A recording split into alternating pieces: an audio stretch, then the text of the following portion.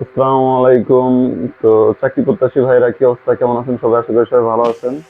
তো আজকে আলোচনা করব হচ্ছে ইউনিয়ন সমাজকর্মীর কাজ কি। যারা অলরেডি আবেদন করছেন তারা তো খুব ভালো, ওয়েলকাম।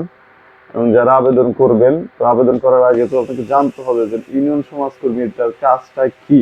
একটা চাকরির অ্যাপ্লিকেশন করবেন কিংবা করবেন এবং করছেন অলরেডি, তো আপনাকে জানতে হবে না যে ইউনিয়ন সমাজকর্মীর কাজ কি। মূলত ইউনিয়ন সমাজকর্মীর কাজ হচ্ছে পুরা বাংলাদেশে একই কাজ, পুরা হোল বাংলাদেশে একই কাজ। তারা মূলত ইউনিয়ন পর্যায়ে কাজ করে, অর্থাৎ বাংলাদেশের প্রত্যেকটা উপজেলা একটা করে সমাজ সেবা অধিদপ্তরের উপজেলা সমাজ সেবা অফিস আছে, যেটা আপনার উপজেলার গিয়ে পাবেন। উপজেলা সমাজ সেবা অফিস প্রত্যেকটা উপজেলায় আপনারা এই অফিসটা পাবেন। তো মূলত এই অফিসটার কাজই হচ্ছে আহ, কয়েকটা ভাতা, যেমন বয়স্ক, বিধবা এবং প্রতিবন্ধী ভাতা নিয়ে কাজ করা। এবং তার সাথে কাজ করে তারা হচ্ছে আপনার বিভিন্ন ক্ষুদ্র ঋণ দিয়ে থাকে গরিব অসহায় ব্যক্তিদের। আর হচ্ছে 6টি জটিল রোগ, যেমন ক্যান্সার, সিরোসিস, কিডনি। তো এই ধরনের জটিল রোগে তারা সহায়তা দিয়ে থাকে সরকারের মাধ্যমে। তো ইউনিয়ন সমাজ এই সমাজকর্মী মূলত কাজ হচ্ছে যে তার একটা উপজেলায় হচ্ছে কয়েকটা ইউনিয়ন মিলেই কিন্তু একটা উপজেলা।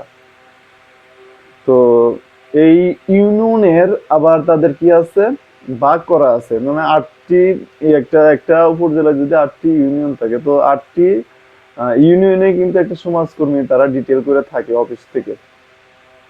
কেন ডিটেল করে থাকে? মূলত এই সমাজকর্মীর কাজ হচ্ছে বয়স্ক ভাতা, বিধবা ভাতা এবং প্রতিবন্ধী ভাতা এবং অন্যান্য সামাজিক নিরাপত্তা যেসব ভাতার কথা বললাম, এগুলার হচ্ছে তথ্য যাচাই করা।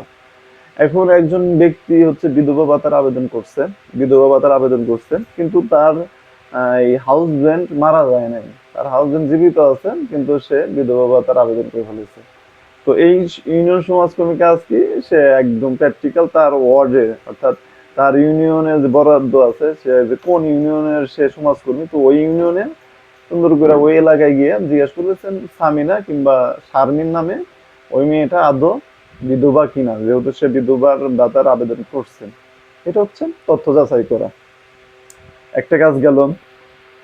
তারপরে কাজ হচ্ছে আপনার বয়স্ক ভাতার একই কাজ, যেন আসলে সে বয়স্ক ভাতা ভাতা পায়, আদৌ তার বয়স এত কিনা। যদিও এটা এনআইডি অনুযায়ী বয়স্ক ভাতাটা হয়, তো তারপরেও যদি কোনো বয়স্ক ব্যক্তি বা তার দাঁড়ি মনে করেন সে মারাই গেছে, সে মারাই গেছে, তো তার তথ্য তো হালনাগাদ করতে হবে, তাই না?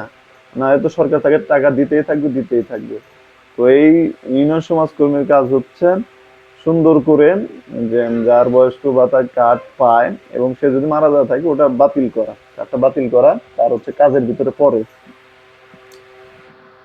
তারপরে হচ্ছে এই বিভিন্ন সামাজিক উন্নয়ন সচেতনতা সৃষ্টি করা, যেমন বাল্য বিবাহ।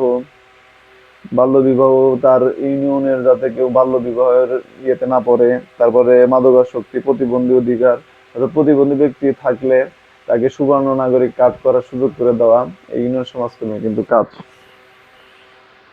তো এইটার যেহেতু গেল হচ্ছে আপনার কি বলেন ইউনিয়ন সমাজকর্মীর কাজ, এখন এটা তাদের বেতন ভাতা কেমন এটা জানতে ইচ্ছে করে না?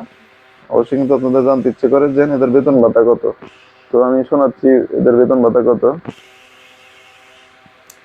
একজন ইউনিয়ন সমাজকর্মী মূলত 16তম গেটের বেতন পায়, আর 16তম গেটের বেসিক কিন্তু শুরু হচ্ছে 9,300, এবং আনুষঙ্গিক যে ভাতা মোতা মিলে মোটামুটি তাদের বেতন দাঁড়ায় হচ্ছে 15,000 টাকা। 15 কিংবা 16,000 টাকা মাইনাস, 20,000-এর উপরে না, এবং 18,000-এর উপরে তারা বেতন পায় না। তারা 16তম গেটে বেতন পায়। সব মিলে তারা তাদের সর্বোচ্চ বেতন হবে 16,000 টাকা, এটা। এবং যৌক্তিক যে সার্কুলারটা প্রকাশিত হয়েছে, এই সার্কুলারে কিন্তু মোটামুটি লোক নিবে ইউনিয়ন সমাজ করবে 312 জন। 312 জন কিন্তু এই সার্কুলারে লোক নেবে। তো আশা করি সবাই বুঝতে পারছেন যে ইউনিয়ন সমাজকর্মীর কাজ কি। তো তারপরেও যদি আপনাদের কোনো সমস্যা থাকে কিংবা জানার কোনো আগ্রহ থাকে যে ভাইয়া আমার এটা জানা দরকার, তো অবশ্যই আমার ভিডিওতে কমেন্ট করবেন, আমি সবার প্রশ্নের উত্তর দিব চেষ্টা করব। ধন্যবাদ সবাইকে, আসসালামু আলাইকুম।